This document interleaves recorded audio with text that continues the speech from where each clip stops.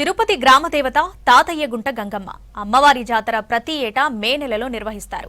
తెలంగాణలో బోనాలు, బతుకమ్మ పండుగలు, సమ్మక్క సారక్క జాతరలలాగానే తిరుపతిలో నిర్వహించే గంగమ్మ జాతర సుప్రసిద్ధమైంది. ఒకనాటి తిరుపతి పరిసర ప్రాంతాల ప్రజల ఆచార వ్యవహారాలను, వారి జీవన విధానాలను అచ్చంగా ప్రతిబింబించే అపురూపమైన జాతర ఇది. 9 రోజుల పాటు అత్యంత వైభవంగా జరిగే ఈ జాతరకు రాష్ట్రం నలుమూలల నుంచి భక్తులు వేలాదిగా తరలివస్తారు. రోజుకొక చిత్ర విచిత్రమైన వేషధారణలో అమ్మవారిని దర్శించుకుంటారు భక్తులు.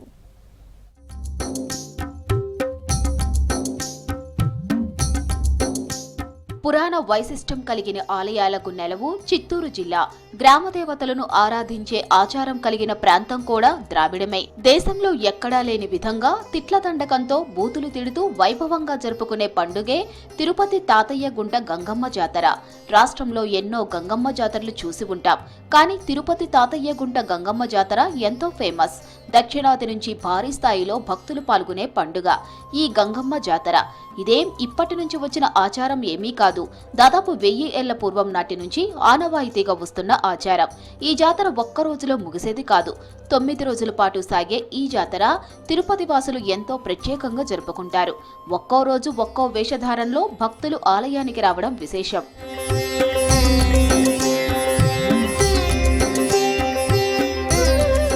పూర్వం తిరుపతిని పాలెగాళ్లు పరిపాలించే రోజుల్లో ఒక పాలెగాడు తన రాజ్యంలోని అందమైన యువతులను బలాత్కరించేవాడట.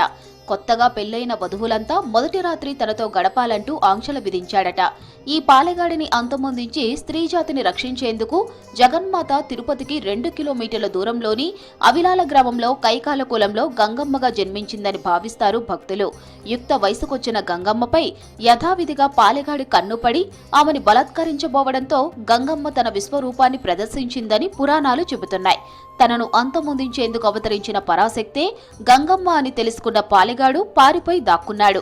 వాడిని వెతుకుతూ గంగమ్మ అనేక వేషాలు ధరించి 3 రోజుల పాటు గాలించింది. అయినా పాలెగాడు దొరకలేదు. 4వ రోజు గంగమ్మ దొరవేషం వేసిందట. దీంతో తన ప్రభువైన దొర వచ్చాడనుకొని పాలెగాడు బయటకు రాగానే వాడి తల నరికి సంహరించిందట. ఈ దుష్ట శిక్షను తలుచుకుంటూ ఆ తల్లి తమను చల్లగా కాపాడాలని కోరుకుంటూ ప్రతి ఏటా ప్రజలు ఈ జాతర చేస్తున్నారు. మే నెల 5వ తేదీ చాటింపుతో జాతర మొదలైంది. 13వ తేదీ వరకు జాతర ఎంతో వైభవంగా జరగనుంది.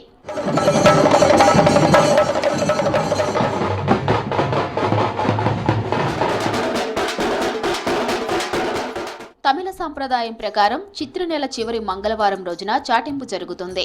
ఇందులో భాగంగా ఉదయం ఆలయ ప్రాంగణంలోని అమ్మవారి విశ్వరూప స్తూపానికి అభిషేకం చేయించి వడిబాలు కడతారు. సాయంత్రం గంగమ్మ జన్మస్థలం అవిలాల గ్రామం నుంచి కైకాల కుల పెద్దల నుంచి పసుపు, కుంకుమ, నూతన వస్త్రాల సారెను తీసుకొస్తారు. ఈ పసుపు కుంకుమలను అర్ధరాత్రి 12 గంటలకు తిరుపతి పొలిమేరలలో చల్లుతూ జాతర పూర్తయ్యే వరకు ఊరు ప్రజలెవరూ పొలిమేరలు దాటకుండా చాటింపు వేస్తారు. మరుసటి రోజు నుంచి జాతర ప్రారంభమవుతుంది.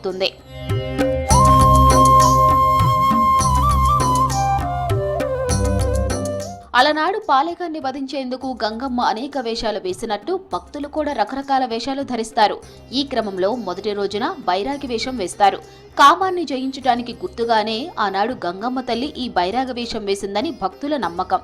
రెండో రోజు బండవేషం. మానవుడు కష్టనష్టాలకు వెరవకుండా బండలా ఉండాలనే సత్యాన్ని ఈ వేషం చాటుతుందని అంటారు. మూడో రోజు తోటివేషం. దీన్ని పిల్లలు ఎక్కువగా వేస్తారు. 4వ రోజు దొరవేషం. డప్పులు, వాయిద్యాల సందడి మధ్య దొరవేషధారులు ఊరంతా ఊరేగుతారు. స్థల పురాణం ప్రకారం శనివారం నాడు అమ్మవారు దొరవేషంలో పాలెగాడిని సంహరిస్తుంది.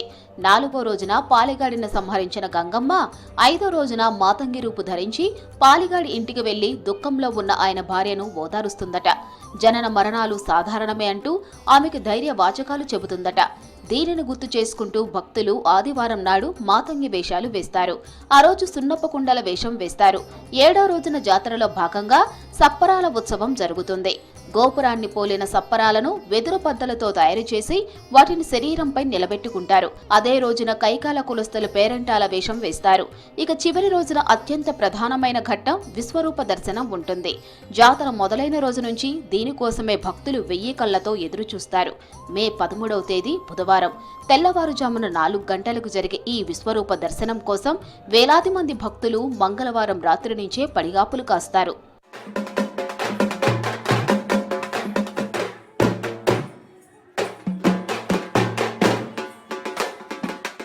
పేరంటాల వేషంలో ఉన్న కైకాల కులస్తులు ఆలయానికి చేరుకొని నీలం రంగు ద్రవంతో బంకమట్టిని కలిపి అమ్మవారి భీకరమైన విశ్వరూపాన్ని తయారు చేస్తారు. భక్తులంతా అమ్మవారి విశ్వరూపాన్ని దర్శించుకున్నాక ఆ విగ్రహం నుంచి మట్టిని తీసి భక్తులకు ప్రసాదంగా అందజేస్తారు. 8 రోజుల పాటు ఘనంగా జరిగిన జాతర ఈ ఘట్టంతో ముగుస్తుంది. గంగమ్మ తల్లి తిరుమల వెంకటేశ్వరుడికి చెల్లెలని ప్రతీతి. అందుకే ఏటా జాతర సమయంలో టీటీడీ నుంచి గంగమ్మకు సారె అందుతుంది. జాతర 4వ రోజున శ్రీవారి ప్రతినిధులుగా అధికారులు, అర్చకులు కలిసి పసుపు కుంకుమలు, శేష వస్త్రాలు, గంప, చేట తదితర మంగళ ద్రవ్యాలను మేళతాళాలతో తీసుకొచ్చి పుట్టింటిసారిగా అందజేస్తారు. పూర్వం తిరుమల వచ్చే భక్తులు ముందుగా గంగమ్మను పూజించిన తరువాతే స్వామివారి దర్శనానికి వెళ్లేవారట. ఈ విషయం తెలిసిన వారు ఇప్పటికీ అదే తరహాలో గంగమ్మ తల్లిని దర్శించుకున్నాకే శ్రీవారి దర్శనం చేసుకుంటారు. ఈ గంగమ్మ దేవత శతాబ్దముల కాలముగా ఈ తిరుమల తిరుపతి క్షేత్రంలో మాత్రమే కాక రాయలసీమ ప్రాంతమనంతా కూడా చల్లగా కాపాడుతూ రక్షిస్తున్నటువంటి గ్రామశక్తి, గ్రామదేవత. అమ్మవారికి ప్రతి సంవత్సరం కూడా వైశాఖ మాసంలో అంటే మే నెలలో జాతర అత్యంత వైభవంగా భిన్నత్వంలో ఏకత్వాన్ని ప్రతిపాదించే విధంగా వినూత్న విధానంలో నిర్వహించడం జరుగుతుంది. అత్యంత ప్రాశస్త్యం ఉన్న గంగమ్మ తల్లి జాతరకు భక్తులు విశేషంగా తరలివస్తారు. జాతర గొప్పతనాన్ని తెలియచేస్తూ పుష్ప 2 సినిమా కూడా ఈ జాతర నేపథ్యంలోనే రూపొందించారు.